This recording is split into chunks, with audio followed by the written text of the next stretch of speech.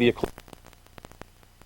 Hi, I'm Carol Lee Espy. It's Friday night, and that can only mean one thing. The Friday Fearsome Foursome is back on Q. I'm Chris Moore. In just a few moments, the very opinionated Jerry Boyer, Alan Cox, Fred Hansberger, and Lynn Cullen will weigh in on the news of the week. Plus, the 17th annual Pittsburgh Rock Challenge kicks off next week. Is a challenge win followed by fame and fortune? Well, we'll find out in a special Where Are They Now Rock Challenge preview. Stay with us. On Q starts right now.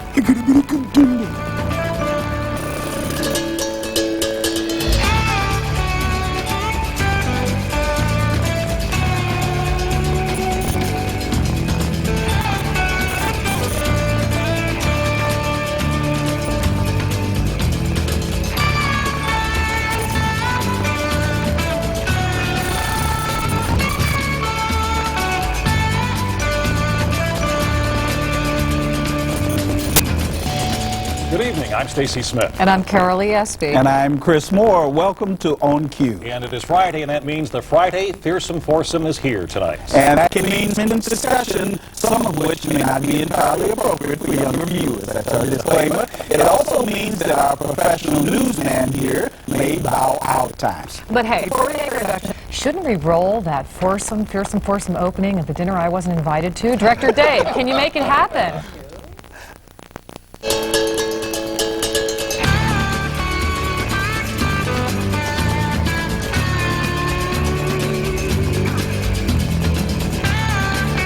Okay, back again for more. Are from left to right. Boyer. Dinner, by the way. I wasn't invited either. It was seafood quiche. Is that right? Excellent, yes. I bet. Back for more. Here we are from left to right. Jerry Boyer of the Allegheny Institute, the PTT. You said from left to right, and then you introduced I'm only Jerry reading what they Boyer? wrote, okay?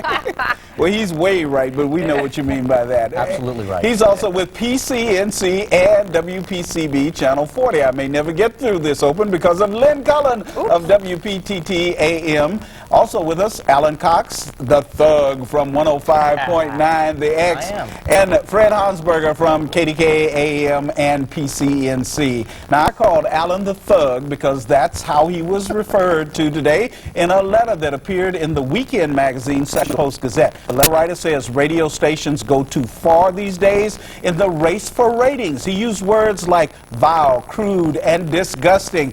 And Alan, since you're the alleged thug, let's get to Keep the few out that I'm very upset about. Well, you included some. I listened a little bit to you I did. today, and you included some pretty right words. I don't think there's anything negative about those words whatsoever. I don't think so. Now, I caution you, we don't have a delay here, Yeah, okay? I know. But there This are is there are some words that you were using today, and sometimes I listen to you, and they're bleeping words, Right. words that even George Carlin would say that. Yeah, like what? Give us first letters. Well, Use use F in there. Use the F. Use the F word? They bleep it. Well, They- I bleep them, but but what am I going to? Somebody calls me. First of all, I should clarify by saying I'm not the one using that language. When people call me on the phone, and I'm airing a call. They use that language, which they oftentimes will. I'll bleep it because you can't use that on the air. But I think the problem people have with me is it's not so much the words I use, is that the ideas that I sometimes throw out there are much more offensive than any particular words I Well, might you use. used words. You used it. He talked about sex toys and descriptions of them. I did. You offered the letter writer one of those. I did, sure. Yeah. Unless you're giving the prizes away? I am. Yeah. Yep. The Deep Six Sailor Elite. You're not giving pizzas away. You're giving away buyers. I am. Here's the question. Here's the question that needs to be answered. Well, here's What is the demographic you're Here's the- going for? The and what is your audience? The demographic, which is exactly what I told this guy. Because our station, which plays new rock and roll, it's new stuff, it's loud, it's heavy, you attract a very large portion of teenagers. That's the kind of music. I'm 28 and I still listen to that kind of music. However, the perception is that's the only group of people listening to us, and that's not true because our average listener is my age. You even had a high school teacher call you, and you all had a discussion about what goes on in the classroom, and you said it was much worse than what goes on over the radio and your airwaves. Yeah, I have 12-year-old kids who call me and will say, could you play this, or what about this? And I'll say, yeah, I'll say, F you. You know? All right. 12-year-old kids. I'm not telling them, hey, could you say that? I don't necessarily Yeah, but you espouse play that it with just the beep in it. Yeah, there's and nothing, people knows there's what nothing, it is. There's nothing wrong with that. There's absolutely nothing wrong with that. Fred, would you let anybody on the air do, with those kind Well, of you words? know, Chris, it Well, I happens mean, you once have in a the while. delay. We do have the audio condom on, which is our delay system, so that nobody can get away with saying stuff like that. But when I was just getting into the swinging, swirling world of broadcasting, it's interesting to see how far we've come. Because when I was first starting, they pulled the plug on a disc jockey in Philadelphia for playing some Alice Cooper song and said he's riding to L.A. with a key, or you could not play White Rabbit by the Jefferson Airplane because it was a drug song, and the FCC said, no drug songs. You do a drug song, boom, we're pulling you off the air. And the owner of the station pulled a plug on this guy because he played Alice Cooper. Not Alice Cooper, I forget who it was. It was the, I don't know, it wasn't Alice Cooper. So this debate has been around a long time. Yeah, but Jerry, now you it just moves from there now up to here. And where else are we going? What other words do we have to shop? We're going to have to start making up words now because we used all the words. I wonder if the question here that Chris is raising with Alan is, are you not putting those, even the bleeped telephone calls on like that in an effort to try to get more of those calls, more of those kinds of listeners into your program? No, because they don't. I wouldn't say that's a major concern because those kind of calls don't generate more calls like that. If I put things on like that, because you know what? Let's be frank. This is public television, and there's a lot of stuff we can't say. It's a live show. If one of us were to say something, it wouldn't get bleeped. There's a lot of things we can't say on here. But people don't talk like that. And I talk very close on my show to how I would normally talk. But does that encourage it? What that is. Does that encourage it? No, it doesn't. No, I don't think it May I does. respectfully say, Because people don't say, man, that gosh darn song is good. may I They don't respectfully talk say, like may I that. respectfully, there are people who talk that way, and there are people who make sure they talk that way for a reason. You mean with Randy language, or they censor themselves? No, Which way do you I mean? believe You mean- there are people who talk and profanity. Yeah, and Because profanity they have is the in there. vocabulary of a pea brain, okay? People who And don't what use- we're Well, talking about yeah. is people who have no capacity to articulate a coherent thought. And there is so much of this on the air now. And if I may speak now, as the mother of an 8-year-old child in this disgusting She always brings up culture. motherhood every week. This is a Well, can you child bring at up about... No, I cannot. You're right. syndrome, A child of about 8 and 9, they're starting to listen. They want to hear what's on this station and on that station. There is no drive time show, morning or afternoon, that any good parent can bear the thought of their child listening to. And there's nothing I wrong ask, with is that there no because sense radio, of responsibility on the because part of people who own these radio stations? No, radio is not intended to entertain 8-year-old children. Unless you're the problem with radio. I don't run a daycare center. I do a radio The problem show. with the medium of radio. I have to shock everyone. I agree with Lynn absolutely. I think that using that kind of language, and we off the air, I'm sure we all curse from time to time. Using that sort of language says I can't I beg your articulate. pardon. No, we don't. No, you No, never we curse. don't. No, you never no. ever curse. I in your do. life. have in my I life. know. Great. Yeah. All right, so we all curse from time to time. My point is that what's on the air should be exemplary. It's not the way we shouldn't talk on the air the way we talk normally. We ought to talk on the air in the way that we want to be. That we want to exemplify something and be imitated. I'm not sure because I don't listen to the program whether or not you're causing people to imitate that. Well, it's a completely different But my audience. You point guys, is, first it's and not a foremost- justification to say people do it all the time. What's on the air is supposed to be different. That's why it's on the radio, as opposed to just people sitting around and talking. Well, I don't know. I mean, it's supposed to be better. There's my major contention with people though is that they say, well, your target audience is way too young. I say, no, our target audience is not young. Our target audience is my age. That means to me, whatever I say on the air is well within the jurisdiction of adult listeners. But you know 15-year-olds and younger listen to you. Sure, I know they do, and most of them that call me are much more articulate than the parents who call me. That's why I don't have a problem with it, because you I talked know... to one parent who called you and said today and said, I have my grandmother in the car and I have children in the car, and you're using language describing... And you know what that language was? And you said, And you know what that I language know was? what the language was. You don't I know what it listened was, to it. because she didn't call today. I listened No. to it. Well, whether it was today or not, you made it seem like it was today, and the FCC might want to see you about that, about fooling the Forget audience. what he's saying. no, What about the music that's being played? I mean, that's something else. And I'm not saying burn down the radio station or anything. I think it's But the garbage, music too. stuff Before is... we burn anything down, let's try to get some other subjects in. Fifth and Forbes, the development there.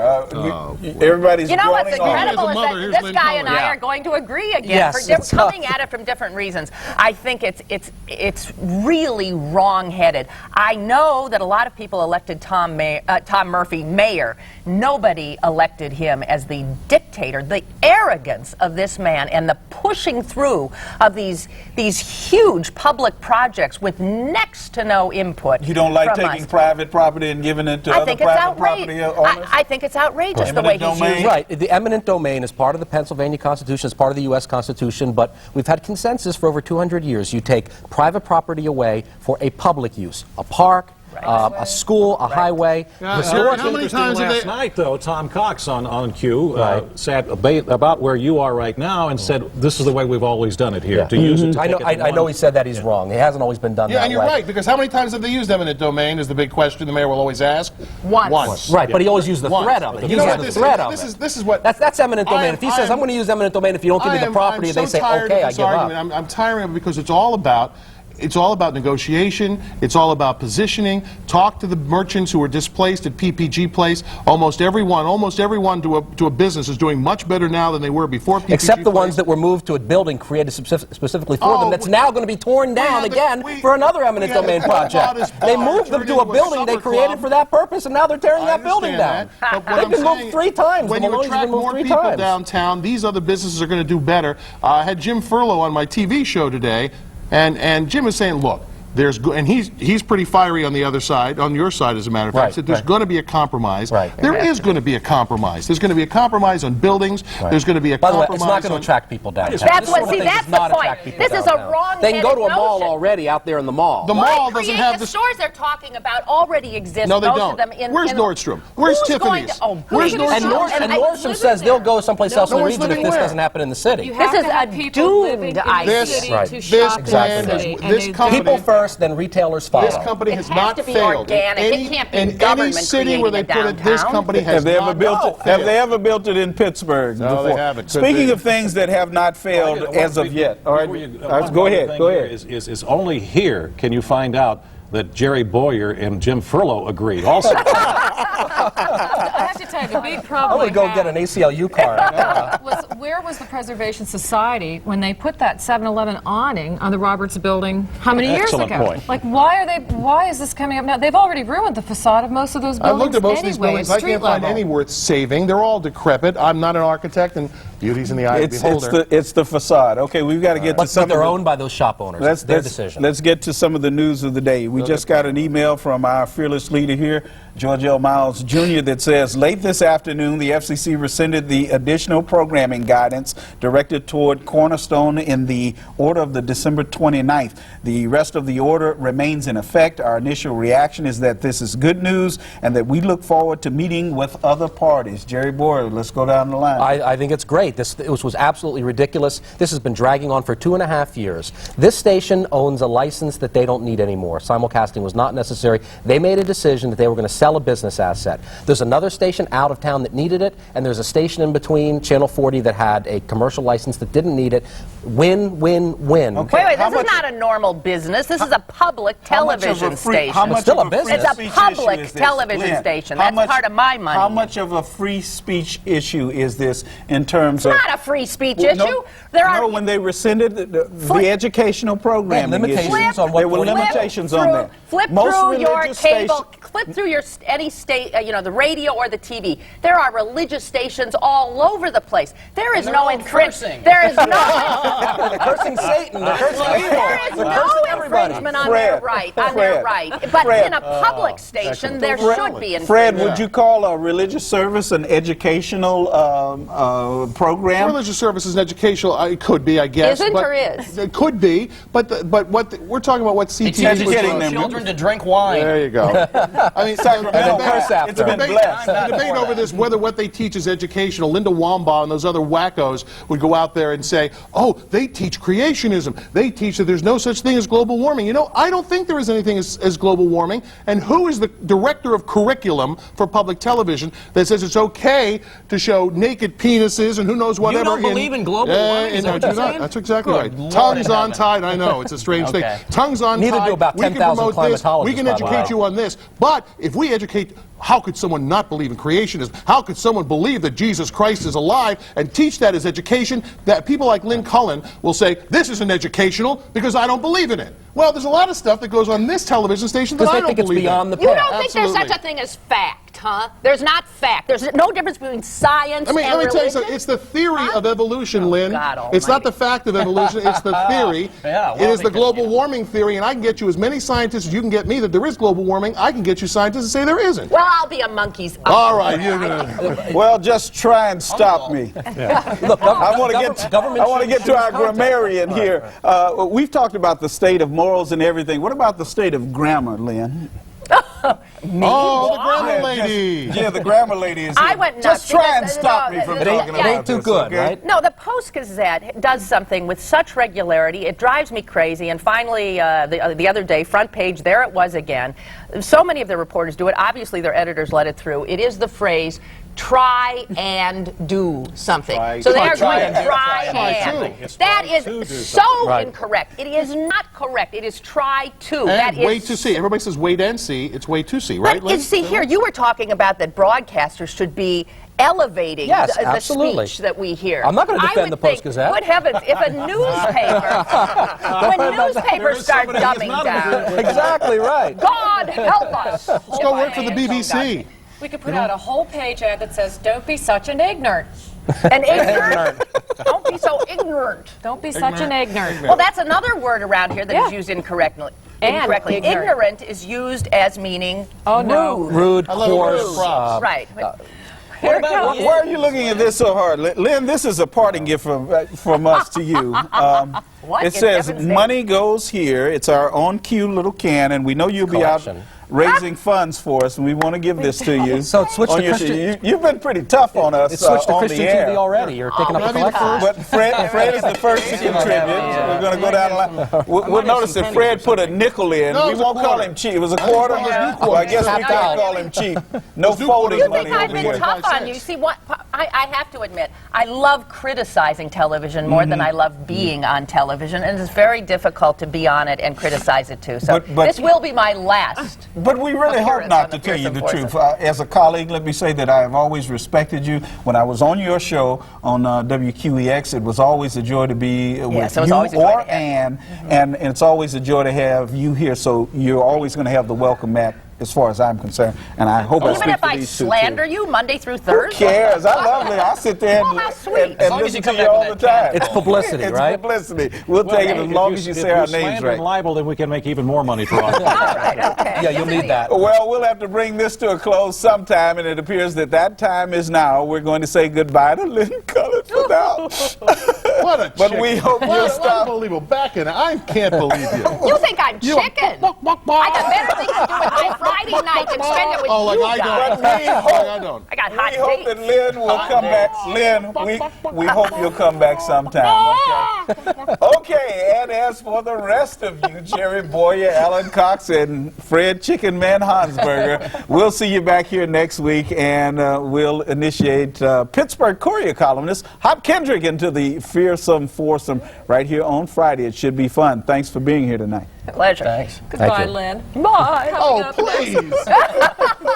Get over it. This woman has left more Come radio on, and but we'll television talk. jobs than I've had in my career. Coming up next, VH1 has it, and now so does On Q, and you might even hear about it on Lynn's show. Where are they now? Find out who made it and who didn't after winning the Pittsburgh Rock Challenge next. But first, here is what we have coming up on Mondays on Q. Monday on Q, Pittsburgh Mayor Tom Murphy is our One on Q guest. Every Monday, we devote half of the show to a local newsmaker you want to hear from. From downtown development to how he's getting along with new county executive and Republican Jim Roddy. Plus, a robot from CMU finds extraterrestrial material in Antarctica. We've got the video, Monday on Q. Quiet, I'm trying to do TV. The 17th annual Pittsburgh Rock Challenge kicks off